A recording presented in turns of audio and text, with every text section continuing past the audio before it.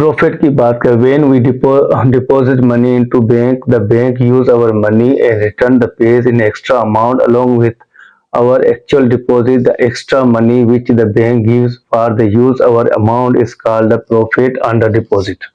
देखो, अगर मैं बात करूं यहाँ पर कि हमने हमने अगर पैसे हमारे पास सपोज करें 50,000 रुपये, हमने क्या किया, 50,000 रुपये बैंक में जमा किए। अब बैंक वालों ने जो 50,000 रुपये रखे हैं तो बैंक वाले अपने पास रखते तो नहीं है, फिर वो भी क्या करते कि किसी दूसरे बंदे को देते।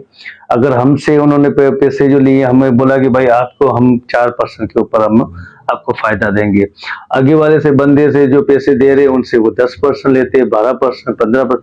अब क्या हुआ कि जो एक्स्ट्रा परसेंटेज ले रहे हैं, हमें तो 4%, लेकिन वही 50,000 रुपये वो यूज करके मीन्स वो उसमें क्या करेंगे, उसे 6, 7 या 8% ऊपर प्रॉफिट ले रहे हैं। तो मीन्स जो ऊपर वो ले रहे हैं तो मीन्स अब वो उन्होंने तो फायदा ले लिया।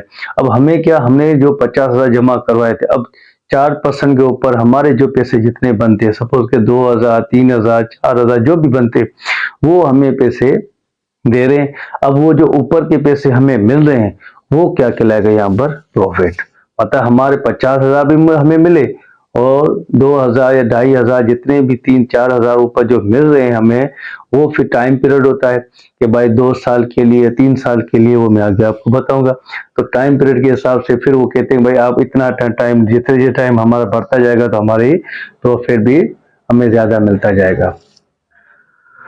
अब देखो, मार्कअप की बात करें, when we borrow money from a bank to run a business, the bank in return receive some extra amount along with the actual money given. This extra money which the bank receives known as a markup. अब देखो, अगर हमने पैसे जो bank में रखे थे तो हमें जो फायदा हुआ वो हमें क्या बोलेंगे यहाँ पे, प्रॉफिट। अब देखो, मार्कअप का क्या मकसद है, बैंक वाले ने हमें पैसे दिए। अब जो बंदा, मैंने आपको बोला कि हमने 50,000 लाजिमी, अब मैं जा रहा हूँ या आप जा रहे, वहां से हम पैसे ले रहे। अब हमने उनसे 50,000 रुपये लिए तो उन्होंने बोला भाई इसके परसेंटेज इतना हो गए। अब वो जो परसेंटेज हासिल कर रहे हमसे, पहले हम जो परसेंटेज ले रहे वो प्रॉफिट करा है, अब वो जो परसेंटेज हमसे हासिल कर रहे हैं तो उस परसेंटेज को हम क्या करेंगे, मार्कअप। मतलब वो तो हमसे 50,000 तो ले रहे, ऊपर जो है वो 6, 7, 8,000 या 5,000 जो ऊपर हमसे ले रहे हैं उसको हम कहेंगे यहाँ पे मार्कअप। अब देखो, principal amount, the amount we borrow or deposit in the bank is called principal amount. अब देखो, अगर हमने पैसे 25 या 50,000 ले रहे हैं या दे रहे, जो रकम हमने रखी है या हमने ली है उसको कहते हैं प्रिंसिपल अमाउंट। अब उस profit markup rate, the rate at which the bank gives the share to its account holder is known the profit और मार्कअप इट एक्स परसेंटेज।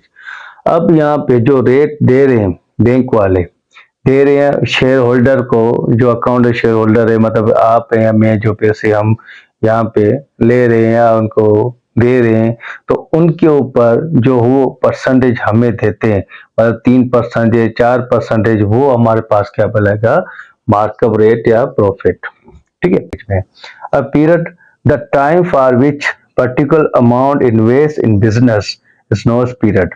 अब आपने मतलब जितने भी पैसे रख रहे हैं वो कितने टाइम के लिए रख रहे हैं, वो आपका क्या कहलाएगा, पीरियड। अब कैलकुलेट पीरियड और मार्कअप।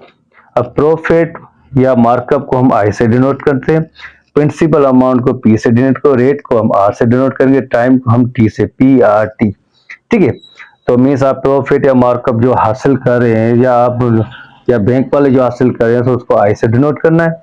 आपकी टोटल रकम कितनी है, आपका परसेंटेज रेट कितना रखा है, या कैसे कितना बैंक वाले ले रहे हैं, आप कितना, आपको कितना दे रहे हैं, या टाइम पीरियड कितना है, तो वो सारा यहाँ पे वो आपके पास ये एक फार्मूला बन गया, पीआरटी। अब पूरी एक्सरसाइज के ऊपर होगी।